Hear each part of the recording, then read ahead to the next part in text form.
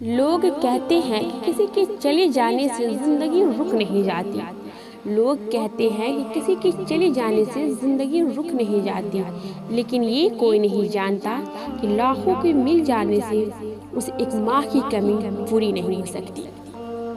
अस्सलामुअलैकुम व्यूअर्स, आज मैं आप लोगों की माँ के बगैर ज़िंदगी क्या है उसके बारे में बताऊंगी। ये वीडियो सिद्दीक़ा के रिक्वेस्ट पर बनाई गई है।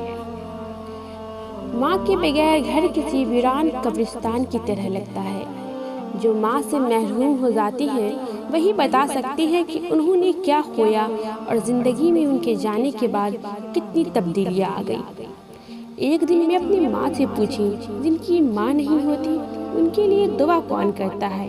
वो बोली, दरिया अगर सूख भी जाए तो रेत से नमी नहीं जाती।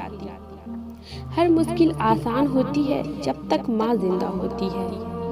माँ सबकी जगह ले सकती है, लेकिन माँ की जगह कोई नहीं ले सकता। ये जो माएँ होती है ना, बहुत अनमोल होती है। ये ना हो तो बेटियाँ बेमोल होती है। अब क्या बोलूँ माँ के बारे में, माँ ही तो बोलना सिखाया है। अल्लाह पाक हम सभी के माँ को सलामत रखे और जो दुनिया में नहीं है उनके जन्नतुल फिरदौस में आला मुकाम अता फरमाए।